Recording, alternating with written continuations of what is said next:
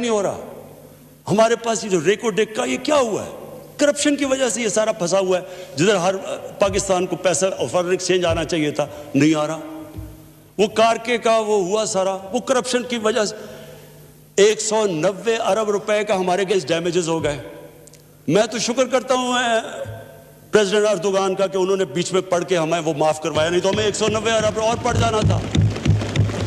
और पीछे सब के पीछे जाएंगे तो जब आप एक मुल्क की जब एलीट करप्शन पे लगी हुई है, वो आप कैसे समझते हैं वो मुल्क तरक्की करेगा?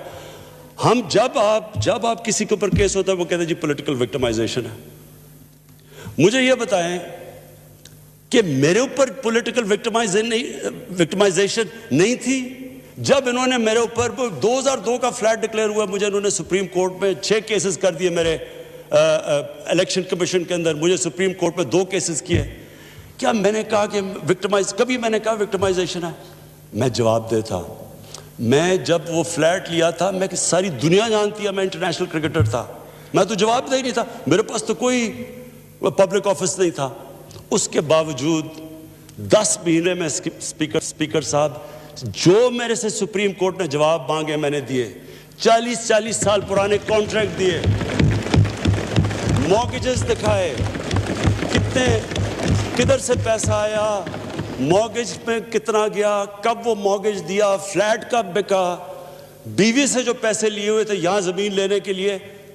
आपको पता है सुप्रीम कोर्ट ने मेरे से पूछा कि जनाब आप बताएं, साबित करें कि आपने बीवी को पैसे वापस किए थे। बीवी ने ईमेल दे रही है कि हाँ इसने पैसे वापस किए थे। उन्होंने कहा नहीं सबूत दो। ये कभी हुआ ही नहीं है ऐसे कि वो बीवी कह रही है पैसे, वो कहते नहीं। बैंक स्टेटमेंट्स निकाल के दी 15 साल पुरानी जो मेरा ट्रांजैक्शन बीवी के साथ था, मनी ट्रेल दी, सारा जो पैसा वहां से हलाल की कमाई का बाहर से पाकिस्तान लेके आया उसकी मनी ट्रेल दी। स्पीकर साहब कोई मैंने कमाल नहीं किया। ये हर उस मुल्क में जिसमें जेन्युइन डेमोक्रेसी है वहां एक लीडर को जवाब देना पड़ता है, क्योंकि वो अमानतदार होता है, वो पब्लिक के पैसे का अमानतदार होता है। ये कोई विक्टिमाइजेशन नहीं है। और ये जो नैब है ये हमने तो नहीं नैब बनाई, एक आदमी हमने भर्ती नहीं करवाया, नैब तो पुरानी है, 90% केसेस भी पुराने हैं, लेकिन गालियां हर रोज मुझे पड़ती हैं कि जनाब देखें इमरान खान ने ये कर दिया वो कर दिया। देखें स्पीकर साहब, मैं चाहता हूं कि हमारी पार्लियामेंट चले, मैं चाहता हूं कि डिबेट हो सही, क्योंकि डिबेट के बगैर आइडियाज तराशे नहीं जाते। डिबेट सबसे इंपॉर्टेंट चीज डेमोक्रेसी की अकाउंटेबिलिटी और मेरिट के बाद तीसरी चीज है वो डिबेट होती है। डिबेट से क्या होता है? अब देखिए इंग्लैंड के अंदर ब्रेक्सिट, कोई भी नहीं समझ रहा था कि इतने दो आधा मुल्क डिवाइड हो गया, एक कहता रहना एक कहता नहीं रहना, लेकिन उन्होंने किस तरह डिबेट के बाद एक मुल्क इकट्ठा हो गया। ये सबसे बड़ा कमाल होता है। यहां डिबेट ही नहीं हो सकती, जब बात करो वो शुरू हो जाते हैं कि जी वो नैब न्याजी नेक्सस या कभी कुछ शुरू हो जाते हैं। यानी इस तरह तो मुल्क देखे ना। स्पीकर साहब, मैंने तो नहीं नैब बनाई।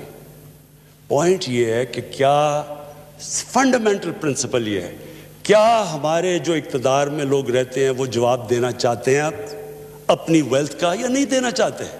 और अगर वो नहीं देना चाहते तो बाकी क्यों देंगे? आप जो कल्चर होता है वो ऊपर से सेट होता है। वो कहते हैं fish rots from the top. जब ऊपर से खराब होता है वो सारा माशरा नीचे तक तबाह हो जाता है। करप्शन का स्पीकर साहब नंबर 1 प्रॉब्लम ये होता है कि मुल्क में जो पैसा ह्यूमन डेवलपमेंट में जाना होता है वो लोगों की जेबों में चला जाता है। नंबर 2 प्रॉब्लम ये होता है क्योंकि चोरी का पैसा होता है वो मुल्क में नहीं आप रख सकते, वो आपको मुल्क से बाहर भेजना पड़ता है। वो सेकेंडली वो, और जब आप पैसा बाहर भेजते हैं एस्टिमेट लगाया जाता है $10 अरब पाकिस्तान से मनी लॉन्डर होता है हर साल। ये स्टेट डिपार्टमेंट का अमेरिका का एस्टिमेट है। तो ये जब $10 अरब बाहर जाता है तो हमें जाके IMF से 6 अरब का कर्जा लेना पड़ता है। जब आपका मुल्क का पैसा बाहर जाता है वो पैसा मुल्क में खर्च हो तो यहाँ हम रोजगार दे सकते हैं, वो बाहर चला जाता है। उसके बाद रुपए पे ज़्यादा प्रेशर पड़ जाता है। उसके बाद जब आप करप्शन करते हैं आपको इदारे तोड़ने पड़ते हैं आपको। अब ये क्या हुआ शुगर, अब मैं सिर्फ लास्ट खत्म करता हूँ। शुगर क्या हुआ? शुगर इंक्वायरी में क्या चीजें सामने आई? ये शुगर इंक्वायरी पाकिस्तान में लैंडमार्क इंक्वायरी हुई है। चीनी की कीमत बढ़ गई, चीनी की जब कीमत बढ़ी, हमें लोगों ने कहा कि जनाब आप सब जिम्मेदार हैं। हमने इंक्वायरी कर दी। इंक्वायरी के अंदर सरसरी रिपोर्ट आई। हमने जब सरसरी रिपोर्ट आई तो उससे इंक्लूसिव उस पर रिपोर्ट क्या आई पता, सबसे ज़रा कमाल की चीज़ सुने कि जब हमने पता चलवाया कि जनाब ये चीनी की कीमत कौन डिटरमिन करता है, क्योंकि ये कीमत जो बढ़ी है, वो कहते हैं जी शुगर मिल एसोसिएशन फैसला करती है चीनी की कीमत क्या होनी चाहिए। जिन्होंने जो फायदा उठा रहे हैं वही फैसला कर रहे हैं। जब हमने फोरेंसिक उसकी ऑडिट की, स्पीकर साहब उसमें जो चीज़ें निकली, इसी एक केस को ले ले तो आप सोच लें कि पाकिस्तान से हो क्या रहा है। सबसे पहले क्या चीज़ निकली, 29 अरब रुपए की 4 सालों में सब्सिडी ली उन्होंने, और टोटल टैक्स सारी शुगर मिल्स ने 9 अरब रुपए का दिया। सारी शुगर मिल्स ने मिलकर 9 बिलियन रुपीस का टैक्स दिया। सेकंड चीज़ क्या सामने आई कि जो बेचारे किसान थे उनसे किस तरह उनको प्रेशराइज करके फ्रंट मैन कटौती करते हैं। उनकी प्राइस सेट होती थी 180 कितनी, उनको मिलती थी 140 बीच में, अपने ही शुगर मिल्स के टाउट जाके वो पैसा वहाँ बच जाता था।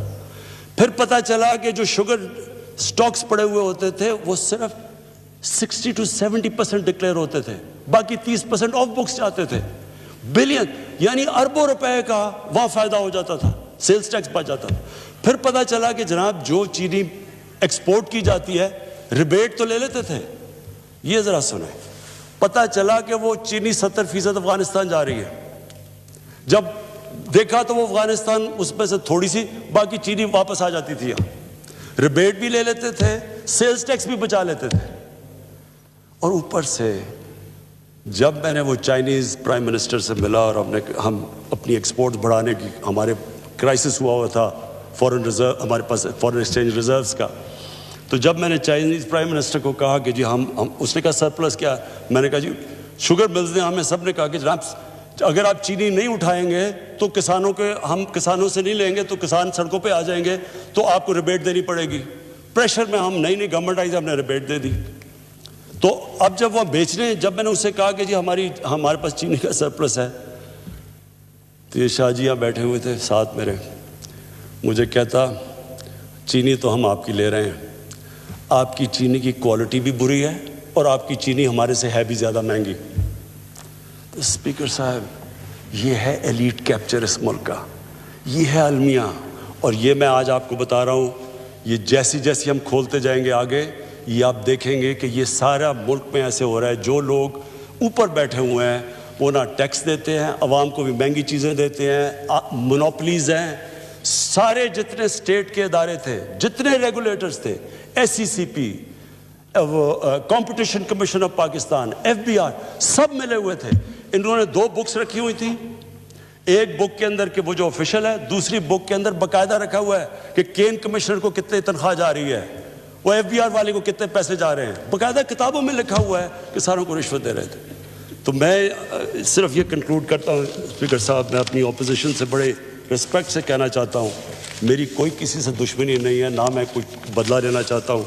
मैं सिर्फ ये बिलीव करता हूँ कि हमारा मुल्क, अल्लाह ने इसको इतनी नेमतें दी हैं, अल्लाह ने इससे क्या क्या चीज़ें नहीं हमें दी, लेकिन जब तक इस मुल्क के अंदर रूल ऑफ लॉ मीन्स कि everyone is equal in front of law, जब तक रूल ऑफ लॉ और लीडरशिप की अकाउंटेबिलिटी नहीं होगी, हम भी वही सारे बनाना रिपब्लिक्स की तरह एक समुंदर होगा गरीबों का और थोड़े से अमीर लोग होंगे। शुक्रिया। ब्रेक बराए नमाज। वज़ीर-ए-आज़म इमरान खान का कौमी असम्बली से खिताब जारी था, जिसमें उन्होंने मुख्तलिफ इस वक्त मुल्क को पेश मसाइल पर गुफ्तगू की, कोरोना वायरस से लेकर मईशत की सूरत हाल पर। फिर उन्होंने ये भी बताया कि उनको जब हुकूमत मिली तो मईशत की क्या पोजीशन थी और उनकी हुकूमत ने क्या कारकर्दगी दिखाई है। उन्होंने कहा कि पिछली हुकूमतों ने जो कर्जे लिए थे हमें वो वापस करने पड़े। साथ ही उन्होंने ये बताया कि अब कोरोना वायरस की वजह से मईशत को जो नुकसान पहुँचा है उसके लिए भी हम कोशिशें कर रहे हैं। और वज़ीर-ए-आज़म ने कहा कि हमारी कोशिश है कि मुल्क में मदीना की रियासत कायम हो। आगे बढ़ेंगे, आपको बताएं चीफ जस्टिस गुलजार अहमद ने आगा इफ्तिखारुद्दीन मिर्जा के तौहीना में इस वीडियो का नोटिस ले लिया है। बात करेंगे हमारे नुमाइंदे हसन अयूब से। हसन बताइएगा क्या अहकाम दिए हैं? जी बिल्कुल।